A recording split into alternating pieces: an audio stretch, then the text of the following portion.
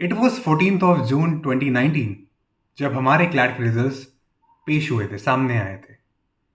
I was in my home, मैं अपने घर पे था और शॉपिंग करके हम आ रहे थे फ्रॉम हजरतगंज इन लखनऊ।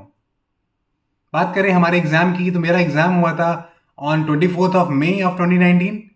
और वो जो एग्ज़ाम हुआ था वो मेरा सेंटर पड़ा था शकुंतला मिश्र कॉलेज, जो लखनऊ में है, वहाँ सेंटर पड़ा था। एग्ज़ाम देने के बाद बहुत ही कम दिन, अगर आप बोलो उस हिसाब से, तो मेरे एग्ज़ाम के रिजल्ट आते हैं। रिजल्ट आने के समय एज आई टोल्ड मैं हजरतगंज में था, शॉपिंग कर रहा था, शॉपिंग करके वापस आ रहा था। But because that week was a period जब हमें रिजल्ट्स का एकदम एग्जैक्ट आइडिया नहीं था कि रिजल्ट कब आने वाला है, किस टाइम आने वाला है और इवन किस दिन आने वाला है।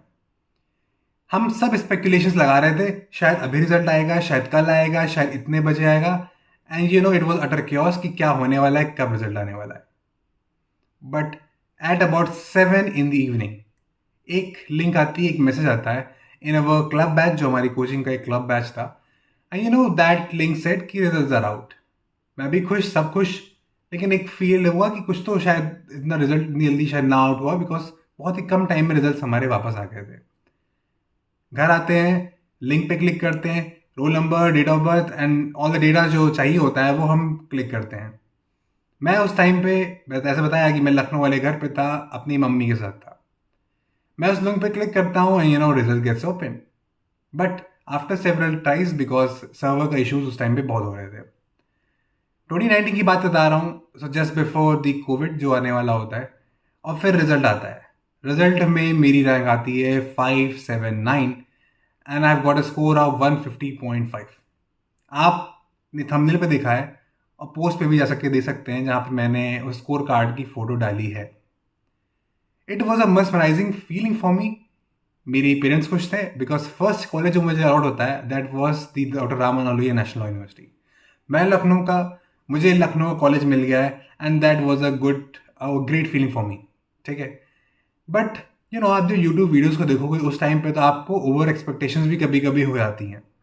बिकॉज क्लास 2019 वॉज एग्जाम जहाँ पे बहुत ज़्यादा कन्फ्यूजन था, because it was the last exam जो 200 क्वेश्चंस का था। तो उसके बाद कोई 200 नंबर, 200 क्वेश्चंस के एग्जाम हो ही नहीं क्लैट के। So it was the last examination. साथ में it was the first examination जो ऑफलाइन हो रहा था, बिकॉज उसके पहले एग्जामिनेशन क्लैट के ऑनलाइन होते थे। फिर ऑनलाइन में प्रॉब्लम्स आनी चालू हो गई, so they shifted to the offline examination.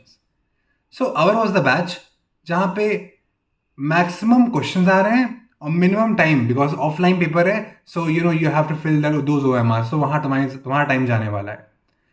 सो हम वो वाले बैच थे, but paper was the easiest. So हमारा जो बैच था 2019, it was one of the easiest CLAT paper. तो इस वजह से क्लैट के जो कट ऑफ से इतने आसमान चले गए। तो यहाँ पे एक सजेशन है कि भैया जो लोग आप लोग एग्जाम दोगे, keep this in mind, paper इधर भी हो सकता है, उधर भी हो सकता है, इन द मिडिल पाथ जैसा करिकुलम है, पैटर्न है, वैसा भी रह सकता है। बट ये ध्यान रखना है कि अगर one, for example 100 cut off जाता है फॉर NLU, सो ये एक माइंडसेट बना के ना पहुंच जाना कि मुझे उतना ही स्कोर करना है इस NLU के हिसाब से।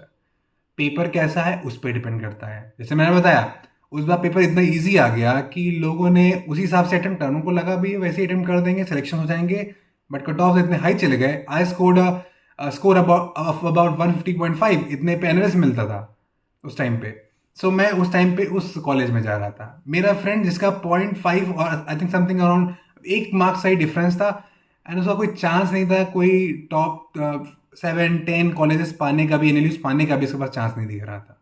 तो आप समझ सकते हैं मैं क्या कह रहा हूँ, कि समय के अनुसार, पेपर के अकॉर्डिंगली आप डिसाइड करेंगे आपका क्या स्टांस होने वाला है पेपर में। और ये आप मॉक में भी करा करिए जब आप प्रैक्टिस करते हैं।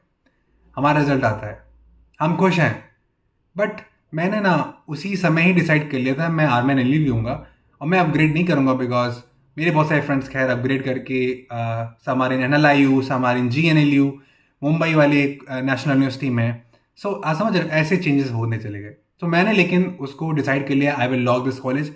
और एक दिन के अंदर मैंने लॉक कर दिया विद 50,000 रुपी, जो हमारे यहाँ फीस थी, to lock that, to freeze that. उसके बाद I think admission process begin हो जाता है, मे बी इन अबाउट 2 और 3 वीक्स, जो कि हमें आर्मल से करना पड़ता है। वो अलग क्यूबेसम प्रोसेस है। एडमिशन के बाद वो एडमिशन के नाटक जो होते हैं, that is a different problem. देखिए, डिफरेंट सेट ऑफ प्रॉब्लम्स हैं। मेरा रिजल्ट आता है, we are being called by the coaching institute कि भाई आना है आप लोग को, कि भाई आप लोग का सिलेक्शन हो गया है। हम पहुँचते हैं, हम कोचिंग पहुँचते हैं, मेरे साथ I think something about 15-20 students और पहुँचते हैं जिनका सिलेक्शन होता है। हम सब फोटो क्लिक करते हैं, वो फोटो हमारे इंस्टाग्राम पड़ी है, आप फॉलो करके देख सकते हो। एंड हम फोटो क्लिक कराते हैं। And it was a beautiful feeling because बहुत सारे लोग होते हैं, बहुत सारे लोगों को आर्मी एनएलयू भी मिला होता है, मेरा एनएलयू मिला होता है, they are still with me. कुछ हमारे साथ हैं, कुछ ने जैसे मैं बताया प्रखर द्विवेदी, ऑफकोर्स योगेंद्र, इसमें से कुछ लोग अपने आप को अपग्रेड करके दूसरे एनएलयूज भी चले जाते हैं। So it was a beautiful feeling. But लेकिन मैं बताना चाहूँगा कि वो एक ऐसा एग्जाम था, वो एक ऐसे डिफरेंट पैटर्न था, पैटर्न सेम था बट नंबर ऑफ क्वेश्चन ज़्यादा थे। नंबर ऑफ क्वेश्चन ज़्यादा होने की वजह से वो पेपर ऑफलाइन ही था। तो मैं कहूँगा कि आप लोग भी वही तरह मॉक देते रहिए, चीज़ों को करते रहिए, and I tell you, I assure you, feeling will be amazing. मज़ा आएगा आपको। वो जो फीलिंग होगी जो इस एग्ज़ाम को निकालोगे ना, वो जो हार्डवर्क होगा, हाँ, that will be worth it. ठीक है, the amount of exposure you will get in NLUs, वो एकदम नेक्स्ट लेवल होने वाला है। So that was a day, जो मेरा रिजल्ट डे है। मेरा स्कोर कार्ड मैं आपको दिखा रहा हूँ, कुछ ऐसा मेरा स्कोर कार्ड था 2019 का। और जैसे ही हम कॉलेज में एंटर करते हैं उसके बाद से फिर कोविड आना स्टार्ट हो जाता है। सो फर्स्ट ईयर भी मेरा लगभग कंप्लीट नहीं होता है, आधे से ही हमारा कोविड स्टार्ट हो जाता है। So we were from starting we were the Covid batch. ठीक है, फर्स्ट ईयर से ही हमारा कोविड स्टार्ट हो चुका होता है। So this was my score card, this was my rank. बाकी वो ईयर ही ऐसा था कि इतने इतने रैंक पे इतने इतने कॉलेजेस चेंज हो रहे थे। सो जब भी पेपर ईजी आएगा तो रैंक्स में चेंजेस बहुत ज़्यादा होंगे। पेपर इजी आ रहा है तो आपकी एक्यूरेसी इंपॉर्टेंट है, पेपर डिफिकल्ट आ रहा है तो आप कितने क्वेश्चंस करेक्ट कर रही है इंपॉर्टेंट है, एक्यूरेसी को इंक्लूड करेंगे वहाँ पे। इसलिए डिफिकल्ट पेपर है, खुश होइए कि आपकी नॉलेज दिख रही है। इजी पेपर है, बी अवेयर, अटेंटिव हो जाइए वहीं पे कि you need to do more and more correct answers. एक मिस्टेक नहीं कर सकते, एक मिस्टेक करोगे दूसरा बच्चा जो शायद ना पढ़ा नहीं होगा वो करेक्ट करके एक्यूरेसी में ही निकाल जाएगा। Accuracy is not a game. Accuracy के लिए आपको एक साल नहीं चाहिए होता है, एक्यूरेसी के लिए कुछ मिनट चाहिए होते हैं, एक माइंडसेट चाहिए होता है। सो वो कोई भी कर सकता है। So this is what my experience was. ये मेरा स्कोर कार्ड है जो आप देख सकते हो। I hope this was a beautiful feeling for you, और ये आपके साथ आगे फीलिंग होगी, मेरे लिए तो थी। Thank you.